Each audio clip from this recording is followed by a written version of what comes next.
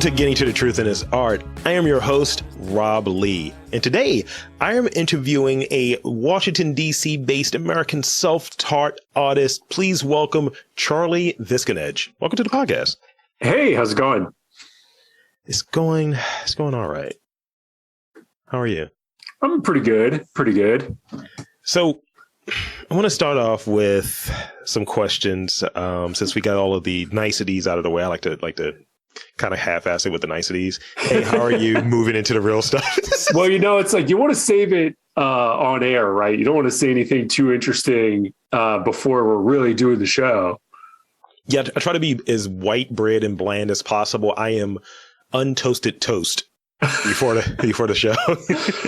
But now what are you? You're like a nice brioche. I'm a nice brioche, unbuttered though. Unbuttered. Yeah. Stay dry. Yeah, we're starting off a podcast describing ourselves as bread. That's what we're doing. So as we get into it, I want to start off really early with the vital stats. Give us the vital stats. What's your background and what currently inspires you? What inspires Charlie? Sure. Yeah. So I'm 35 years old. I know. Same. Yeah. Oh, nice. Like fine wine, baby. That's what I tell myself. Yeah, I'm 35 years old. I'm married. I live in DC, no children, but we have a dog and I think it's going to stay that way. And yeah, I have been painting since about 2013-ish. And before that, I did a lot of performance stuff in DC. So I did improv very poorly. And then for a little over a year, I had a live talk show like on stage, mostly at the DC Art Center that I did with a bunch of friends where we made no money, but had a lot of fun. And now a lot of those same people I know in other capacities, a few have stayed in the comedy world, but others have gone on to be videographers, graphic designers, all kinds of awesome stuff. And so some of them I still am in touch with art things, especially. Shout out, specifically my friend Jeff Ray also lives in DC and he's turned into an amazing videographer, music video director, photographer, and has helped me out on a bunch of stuff. But getting back to your original question, so started painting in 2013, 2014. And I think started taking it more seriously in 2015. It just started as kind of like, I was kind of done the performing thing, but still had ideas and things to get out. So I think a lot of my work started very kind of like silly, very cutesy, but it was kind of like in the genre of what I would call like art about nothing, or let's call it paintings about nothing. I don't know if it could really be art yet at that point, because it was just getting it out. You got to get a lot out. And I think I have had to get out a lot of stuff before I could get to anything that I still think is good. That being said, occasionally, I'll look back on a thing that I did, or I have a lot of older pieces still in stock and see those and be like, wow, how did I do that then? It wasn't all crap or anything like that. It's just more like, not having been an art school person, you're not given like assignments. It's all self-directed. So it's kind of like, you just follow what interests you in that moment. And then kind of more recently, I would say end of 2019, beginning of 2020, kind of figured out a new style that is these kind of head portraits. They're very intense and very kind of neon colored. And that was sort of a result of, I was in Japan for a residency and my wife joined me right as COVID was kind of breaking out worldwide. And we were kind of like, oh, is this going to be a thing? And people in Japan wear masks. It's part of their culture anyway. So it's like everything was still open, so we were not super worried. And a lot of kind of my color palette and things like that were really influenced by this town I was living in. So it's like, if you think of, there's DC and there's Rockville, there's Tokyo, and then there was where we were staying called Matsudo, which was like a Tokyo suburb. To you and I would look still very densely urban, like a lot of tall buildings. But then on one side, there was like a big lake. I like to run. So I'd like go running around this lake every morning. And it was a cool place. It was like a lot of very vibrant colors and cool signs and stuff like that. And I kind of incorporated a lot of those into the colors that I ended up bringing back with me to kind of focus on these just portraits of people's heads and then their kind of inner desires, or in the case of Japan, and if I have a live subject, it's something they tell me or that I try to incorporate into the text part. I dig it. Yeah, because I started going over just some of the images from your I guess from your catalog and just to intersect real quick, and we can still finish off that piece. But yeah, I dug it, and I definitely got. I before I even read about or even knew that there was any Japanese anything attached to it, I was getting that vibe off of it for some reason. I don't know why, but it was just like there. Yeah. I think it is also, I mean, I've been 3 times, nothing super unique about like a white person who likes going to Japan necessarily. But, this is the only life that I'm living. I'm not living any other nerd white person life. So I can only speak to my own experience. But I think the thing that pops out to me, the first time I went, it was really overwhelming. Truly the degree of advertising that is like on every surface. Have you been before? I've not. I want to go. Yeah. You should definitely go. It's a blast. But like, you're riding the train from the airport to kind of then connect to downtown. And it's like everywhere you look, it is ads, but they're very vibrant. They're often very funny. On some trains, there's also video ads in addition to like window cling ads. And it's stuff that everybody can understand because it's physical comedy or whatever, trying to sell you a cell phone or skincare or something.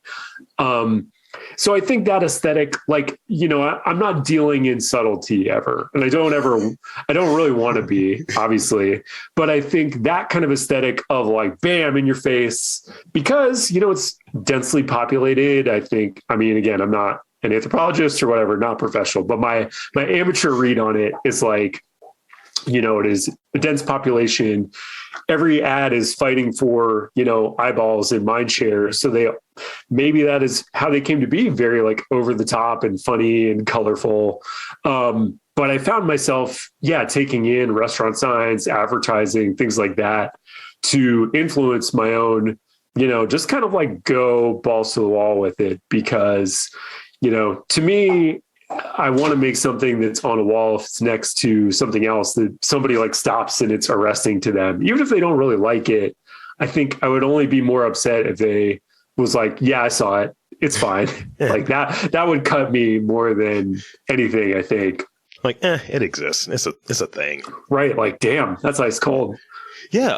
I watch Japanese wrestling, New Japan Pro Wrestling, and every now and again they will intersect. And I've gone to some of the live shows too, and they will have they had these really like odd sponges. That was like a giveaway at one of the shows, and it's essentially like one of those like magic erase kind of deals. Oh, okay. But the sponge has a logo that's like a mascot of the sponge in a cape, and it has like the eyes, and it has like the wrestler on there with it. But it's very And I was like, I don't know what that is, but that packaging is something that I want. Oh, they're giving these away.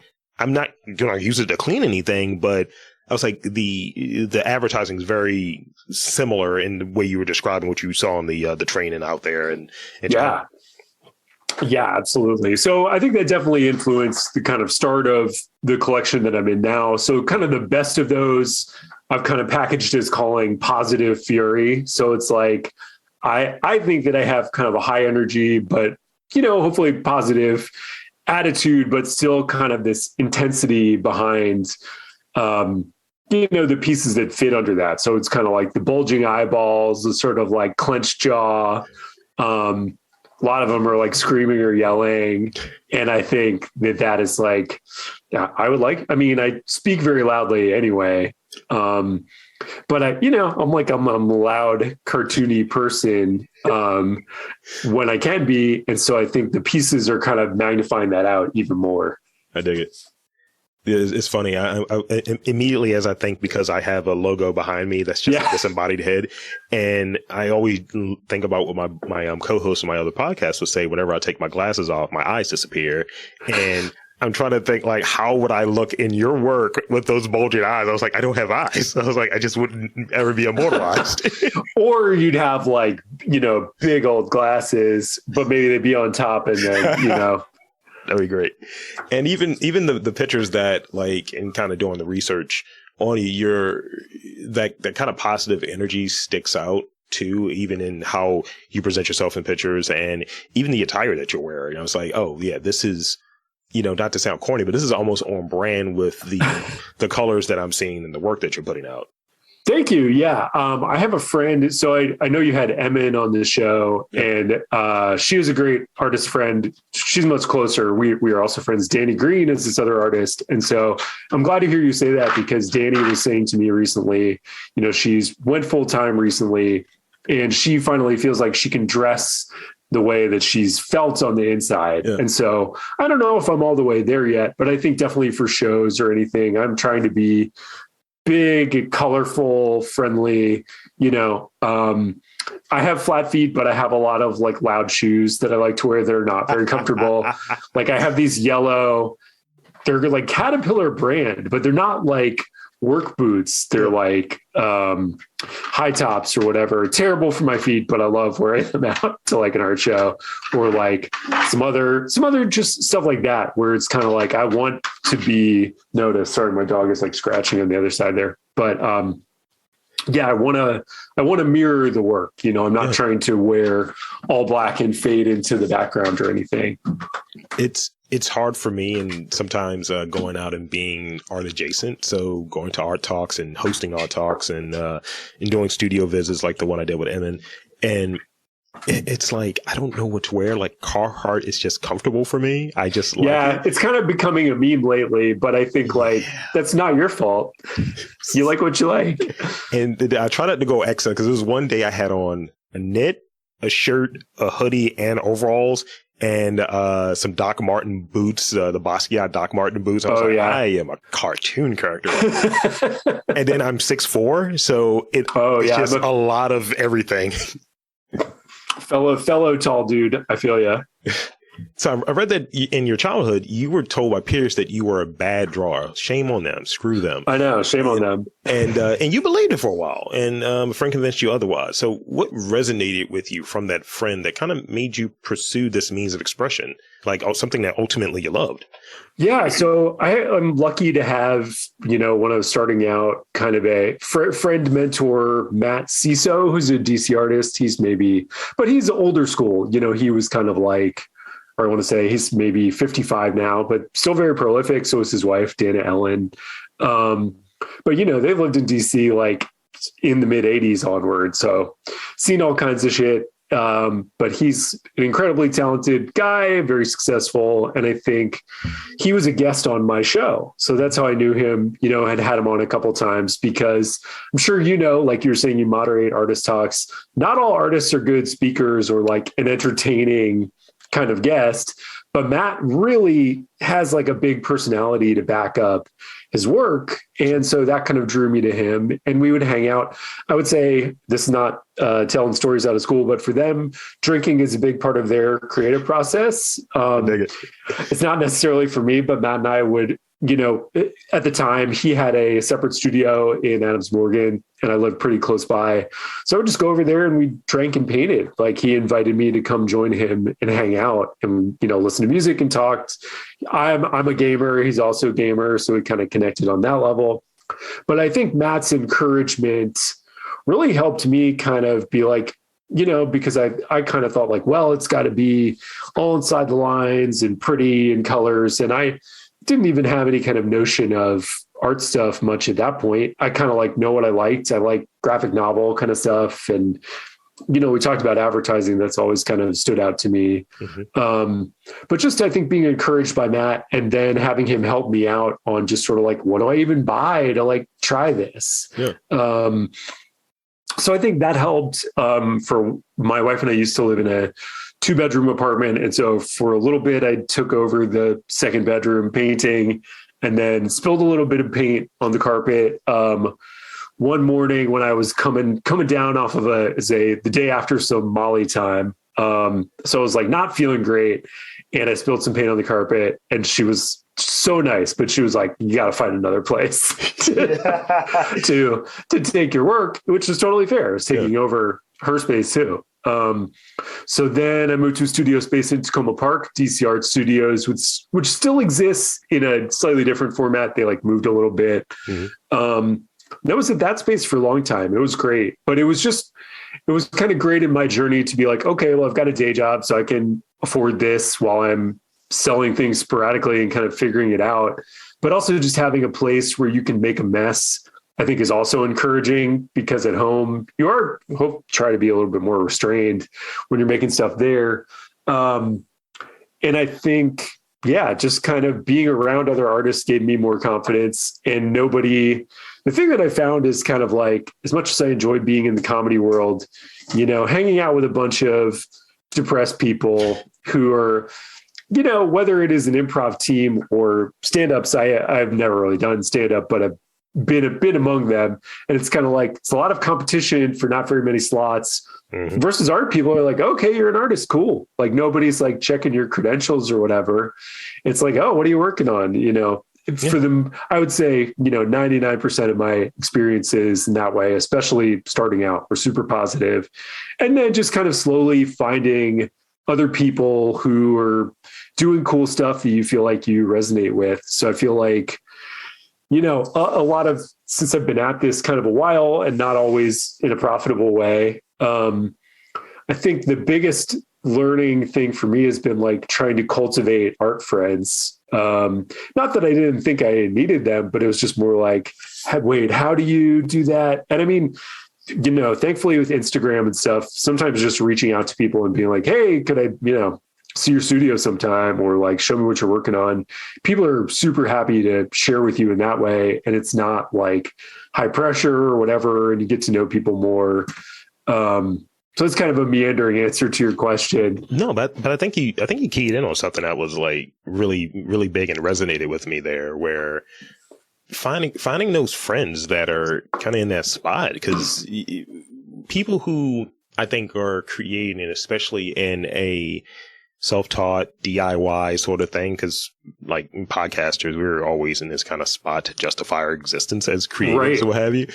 And people are like, what do you do? I don't get what you do. So it's almost like you're living this like a cyclical, like imposter syndrome sort of thing. Sure. So connecting with people to do like an interview like this, like, hey, I promise you I'm legit, or, hey, let's be friends after this. And sometimes it doesn't always really match up. Like, I think, so I record this podcast when it's not on Zoom at a comedy club. So I definitely that's cool. What you're getting at definitely has the improv. They focus on improv. And, but I don't like to hang out with other podcasters. I'm really interested in the people who are business owners, in the people who are artists, and learning about that. So it's like extending friendship and being able to, I think, make me a better podcaster by learning the processes from artists. I think that's a thing for me.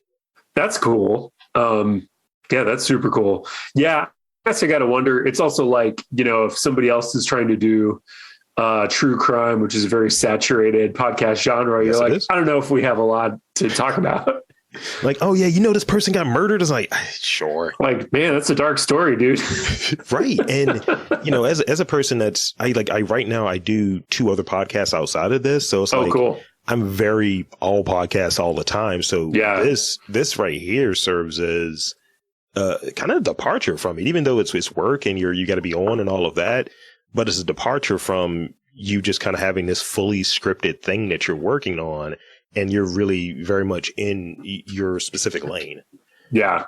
But in it, let's talk about your process, but paying special attention to your approach to painting.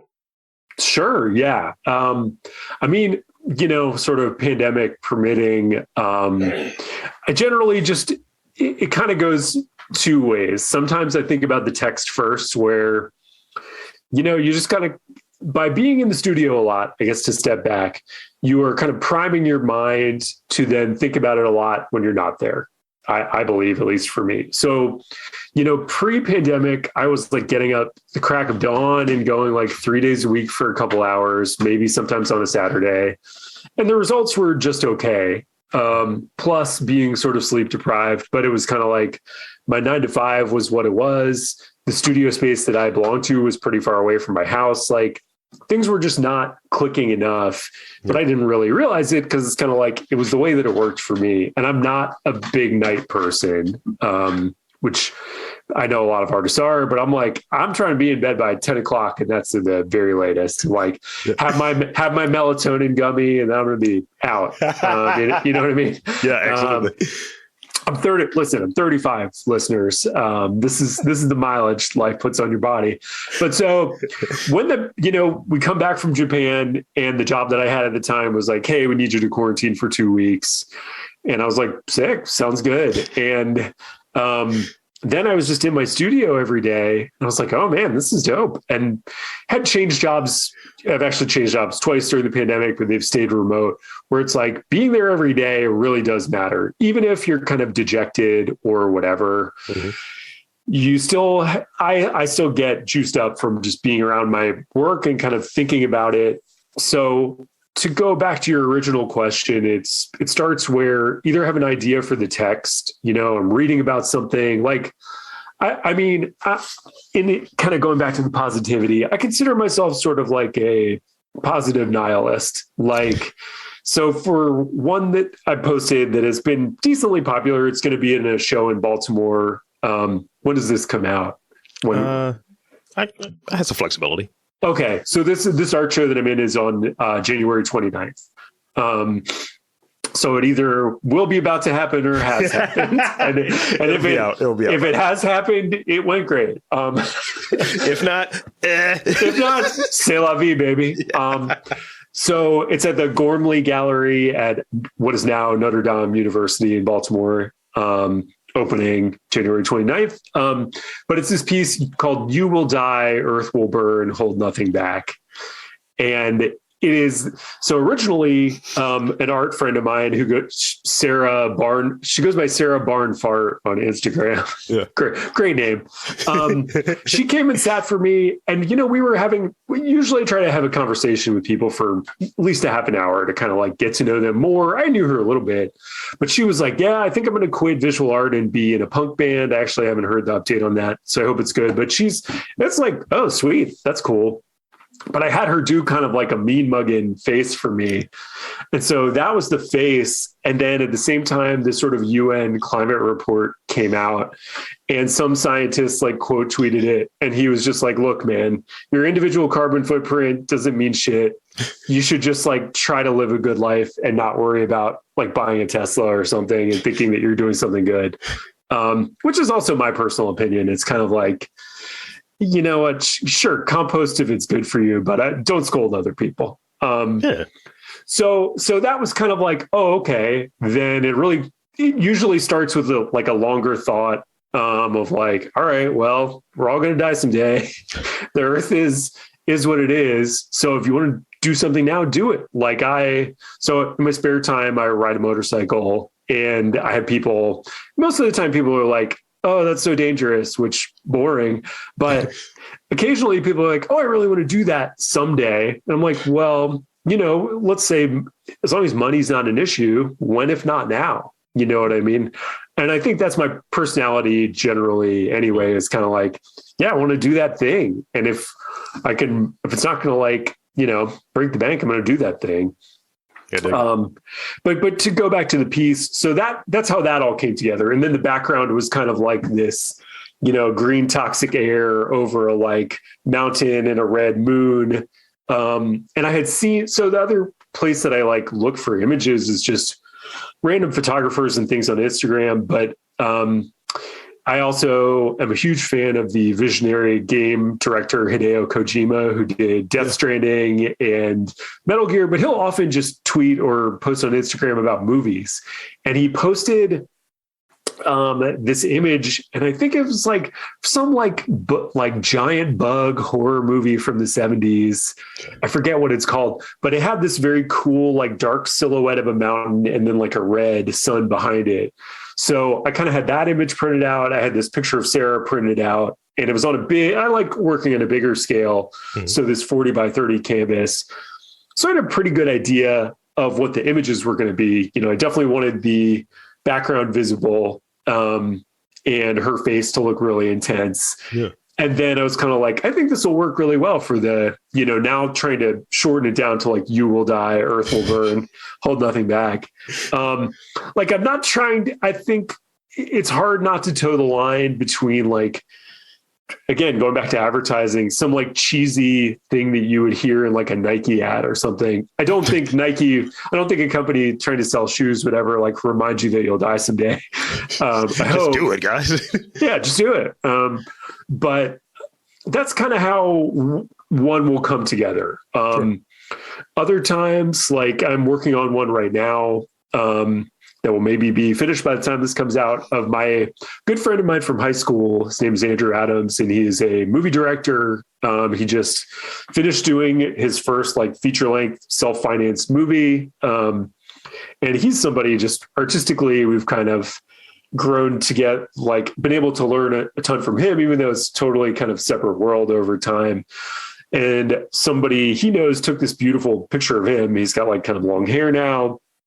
And so that one's pretty straightforward, because it's like, well, I've seen his face a million times in my life, so I've kind of got a good idea of that. And then he has a very cool tattoo that is like phases of the moon.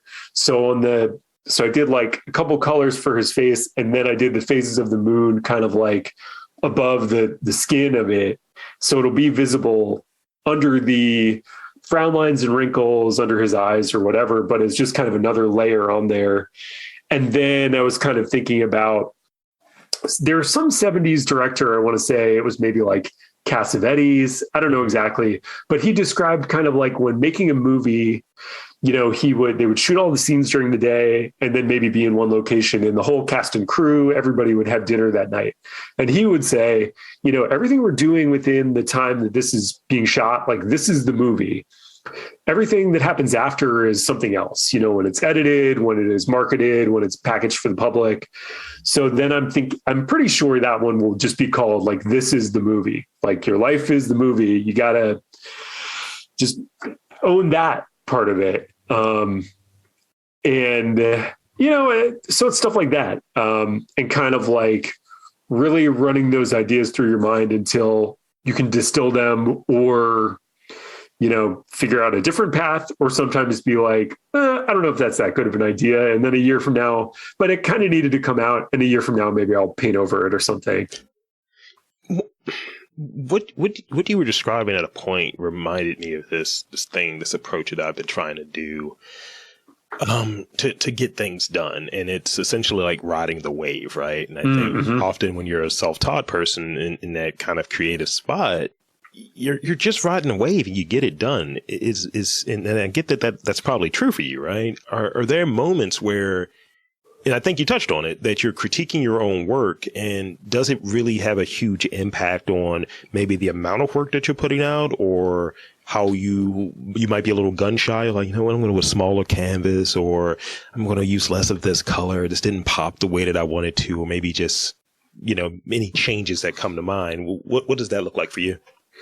Yeah. I think it's kind of like, the good thing about painting is you can, for the most part, course correct during, it's not like pencil work where you can't erase it or something. At the same time, sometimes you get just too far in. Like, I kind of think of assembling colors like a puzzle, or like Tetris almost. So when you get to the end, there's only like the weird L shape, and it's got to go here, because if it goes here, you lose. And then not really losing, but it's going to kind of fuck up. And so sometimes you get to the end and you're like, God damn it, what have I done?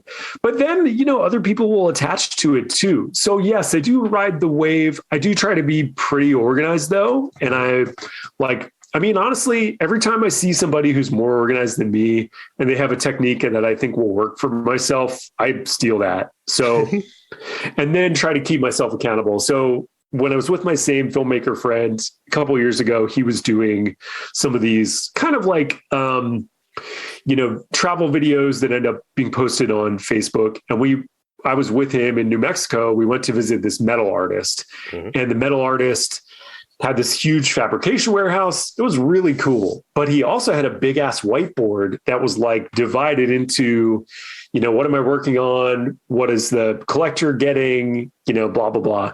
And I kind of adopt a very similar thing. It's like, what are the social media things this week? What am I working on right now? And then here's at the bottom is the idea dump of just like, I've thought of some things. I don't know if they're really going to be anything.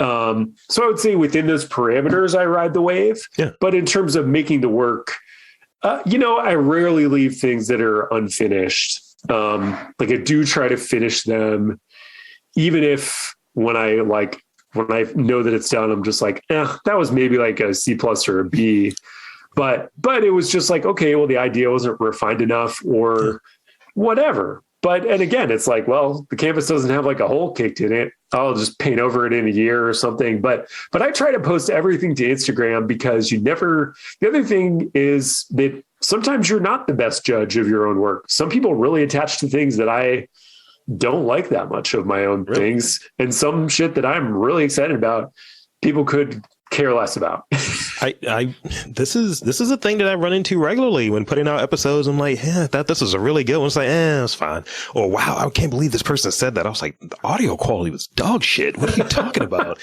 Right. But yeah, it's a thing. And I look at riding the wave sometimes, and I agree with it, having that kind of structure. Here's the bumpers around what I'm doing. Yeah. But I look at riding a wave of like, for me, what do they say? Measure twice, cut once. I'll just keep measuring. And then I see. Anything. So I just have to be in a spot where I'm just like not saying no. And, within reason, obviously. And kind of one of the things you touched on, because age has befallen us, it's like, I need to bed by 10:30. Because I'm getting up at 5 something.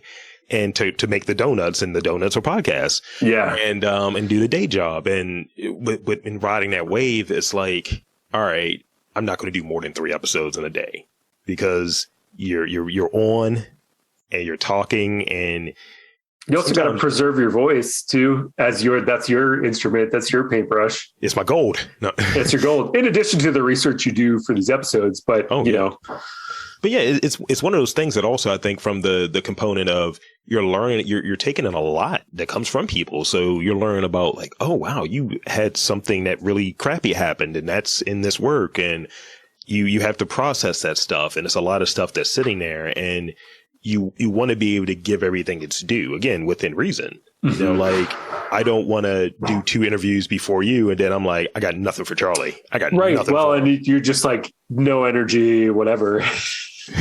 True. And then it's just cocaine and Red Bull, and who wants that? Who wants to do that? Right. It's just crazy. Yeah. Then you're taking a picture of it. It's like, yeah, Rob, just act really crazy. You're all going to die. It's just, your heart will explode. Yeah. Well, we can do the amphetamine version. Put that on the Patreon. Just take some Adderall and then do the part 2. Let's go. So your work has been shown in DC, Maryland, Virginia, and internationally, Poland, Slovenia, and Japan. Is there one exhibit that really sticks out to you, and why? And or any experience attached to an exhibit that sticks out, and why? Yeah. So the Slovenia one I'll talk about. So in 2018, I went to this self-taught artist. It was sort of a short-term residency. It was 10 days in kind of the middle of nowhere, but beautiful Slovenia, a town called Trebne, but it's like Trebnje. Those Slavic pronunciations, a lot of consonants in there. And this was something that my friend Matt, who I mentioned earlier, helped kind of identify for me. But it was basically myself and 10 other self-taught artists, kind of all ranges of career. I would think I was on the younger end. It was more, I would say it was more mid to established, self-taught artists in Europe, which they call naive art, which I kind of like. And so I was kind of like, okay, well, I'm one American, and try not to be an asshole there, but you fly into Croatia, which was also very cool. They have old Soviet jets just rotting on the tarmac with commercial planes. And then I spent a day and a half there. They come pick you up. And you're in this like little village, where they had like 2 bars, a few restaurants, but no movie theater, to kind of give you an idea of the size of it. It was pretty small, pretty residential. And we were in the like one hotel in town. And then across the street was the Self-Taught Artist Center, just kind of a little 2-story municipal building. And everybody had their own little station. And basically they were like, make whatever you want. We just need to keep one thing for us. But otherwise it's kind of like, do whatever you want, make whatever you want. But it was, I would say, aside from what I made there, it was just getting to meet other artists. And especially at that point, I was still at the kind of like, what in the hell am I doing phase of this. And I should also say that it was very nicely, totally funded by the Slovenian government. So like the lodging and the flight was, and most of the meals, provided that you ate them at the hotel. And it was like very heavy because Slovenia used to be part of Italy. So it was like pastas and heavy meat stuff. There was one vegetarian in our group who was from like Finland or something, and she had a bad time, but also just complained about everything. But it was just very cool to meet all these other people, and especially these 2 artists from France. Marc Boulier was this very kind older man who did like carvings, all these very intricate carvings. I'm forgetting the other artist's name. Sorry if she were to listen to this in English, but it was just very cool to kind of like connect with some other people and not really feel like a fraud in some ways. Totally.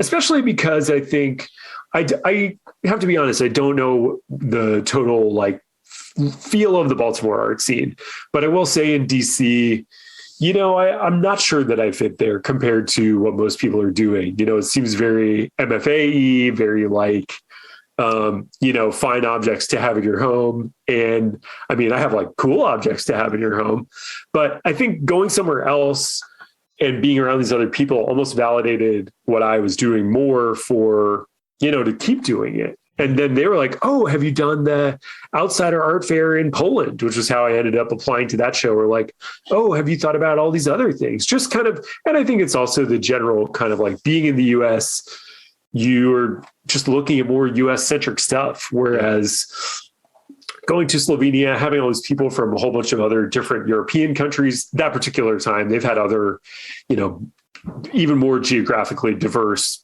people in future ones. But doing that was super cool. And just getting to meet all these like interesting people in this little town, aside from the art stuff.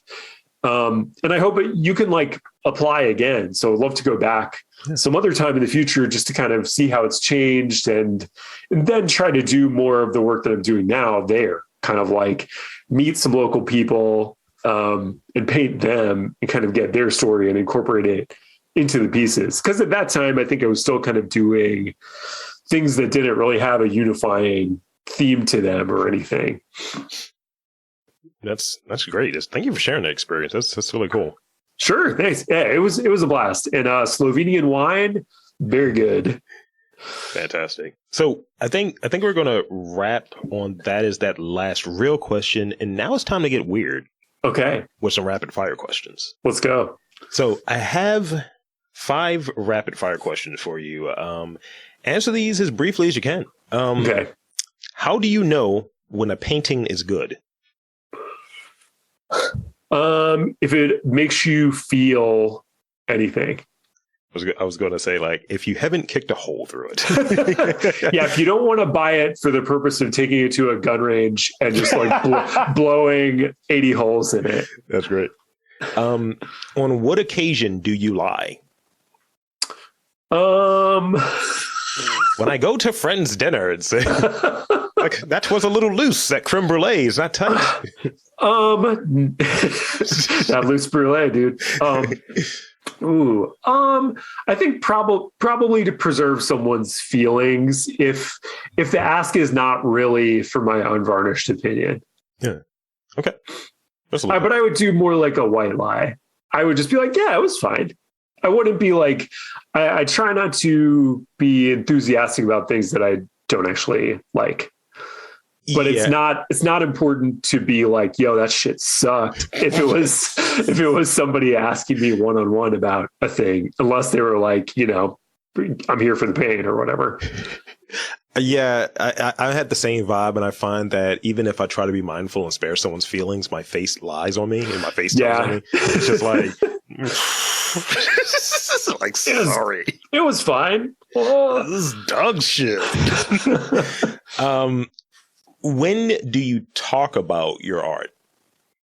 Is it all the time kind of thing? Is it purely for podcasts such as this one? Is it in the market to random strangers? When do you have the opportunity to talk about your art? Yeah, this might be a little bit of a longer one. So it's like right now, I'm in the fortunate but different place of two lives, where the one life is a very boring kind of buttoned up day job. And it doesn't really come up unless someone has everybody knows in my job, I like put that in the like interesting things about me, but a lot of people don't give a shit about art or painting or whatever. And that's fine. So I think if somebody has a particular interest in my, 9-to-5 life, then it comes up very enthusiastically. When I am in person, I'm fortunate that my office is right by a Blick. So sometimes it's like, oh, hi guys, I was just at lunch. Don't mind me. But I'm not like fishing for chatting about it with people who don't care. I think it comes up as frequently as it can, but it's kind of like then if I'm at home for the night and I'm playing Halo or something, or I'm just chilling out with my wife or whatever, we're not talking about it 24/7. I do think that she often has good ideas, especially around promoting things on social media. So it'll come up that way. I think, she's a very savvy consumer of Instagram, but also like good Instagram posts. So, just great ideas generally. So I have kind of a side hustle doing these greeting cards also, and she's got great ideas there too. So it'll come up there. And then kind of like, if I see an opportunity, if I overhear somebody talking about art, which has happened before, I always try to have a business card or something on me to just kind of like shoot your shot. What's the worst that can happen? They throw it in the trash. Oh, well. They just rip it up in front of you. Yeah. They're like, don't ever fucking talk to me. Like you did. Like, damn. Okay. You're just like, all right, I'm just going to get out of here. But hey, it made you feel something. Was it just okay? So it's art, guys. So it's art. Boom. Yeah. And I think like for family members, I don't know how much they care. My brother and I talk about it probably the most because he is also a creative person. He's a writer and performer. So I think there's enough overlap. And I think sometimes, it's fun to send him things where he'll be like, it doesn't really do anything for me, or like, oh, that looks cool or whatever. So kind of getting that other outside input. That's what brothers are really good for. Like I have probably my brother and one of my good friends, Torn, who is also my co-host on my other podcast. They'll just tell me, it's like, oh, that was trash, or you are whack. And so it's really honest. And it's like, I got nothing to gain from like dick riding. So whatever. And are they as forthcoming on the praise? They are okay, very, good. very much so. And it's gotten to a point where it's minimal on the shade. It's more like, no, you're in the right lane. You're killing That's good. it.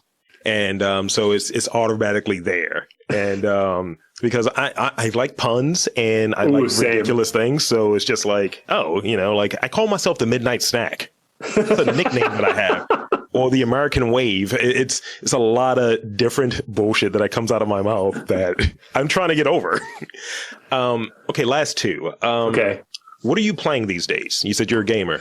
I am a gamer. Okay, so my wife very nicely secured me an Xbox Series X over the holidays. So I'm playing a lot of Halo. I really hope they fix Big Team Battle, because right now I would say you can get into like every fifth match, but most of the time it'll crash and you have to completely restart the game. When it's not broken, it's super fun. It really reminds me of playing like Xbox 360 with friends. So I'm playing that. And then I'm actually, once that's, I've got like a no new games, policy from now until I have a solo show coming up in May at Hom Gallery in DC. So I've got Game Pass on the Xbox, which is somewhat of a loophole, but like the Xbox is going to my dad, honestly, when I'm about to be away at this other residency, so he can play Microsoft Flight Simulator. But yeah, playing a lot of Halo right now. So if you see me on Xbox Live, my gamer tag is the same as my Instagram. Please don't curse at me like many people with headsets do. It's funny. So this is the last one I have, and this is the weirdest. And I think it's esoteric, but because we're about the same age, you should get this reference. Okay. Are you more Charlie Brown or Charlie the Tuna? Ooh.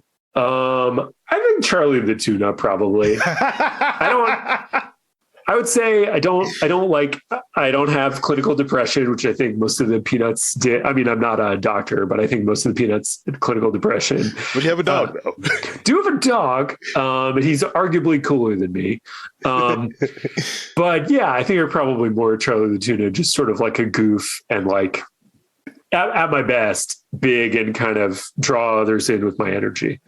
I appreciate that. And we're both selling something. I appreciate that you rode the wave on that one. And I was like, is this Charlie the Tuna question going to work? That's great. I spent so much time on that question. I was like, is this stupid? No, dude, that was great. So sincerely, very much appreciated that. Well, cheers. So thank you for being on this podcast and just sharing some of your background and some of your story. And I want to invite you to shamelessly plug anything that you want to, website, social media, all of that good stuff. Sure. Well, number one, thank you so much for having me, Rob. I really appreciate it. This has been super fun. Cheers. Yeah. So website is visconage.com, visconage.com. I bought it so that my cousins and my siblings couldn't get it. Sorry. And then I'm my first name, middle initial, Visconage, CA Visconage on Instagram. I have that show coming up at the Gormley Gallery at Notre Dame University, January 29th. And then I have a solo show coming up here in DC on May 7th at Hom Gallery, which is at 52 O Street Northwest. Yep, Northwest DC. And it'll be starting at 6 p.m. So I hope you can come. I hope listeners can come. I'm working on a lot of stuff for that. I'm going to try to do some other fun things. And I have a possible guest recommendation, but also Baltimore area musician, my friend Matt Chaconis, who goes by the name Shining Seconds. He's kind of a electronic ambient music guy. Yeah. He is working with me. He's making a custom ambient 90 minutes of new music to go along with the solo show. Nice. So there will be an audio experience along with the visuals. It's delightful. So there you have it, folks. I want to thank you again, Charlie, for coming on to the podcast. Yeah, thanks for having me. So for Charlie Visconage, I am Rob Lee, saying that there is art in and around your city. You just got to look for it.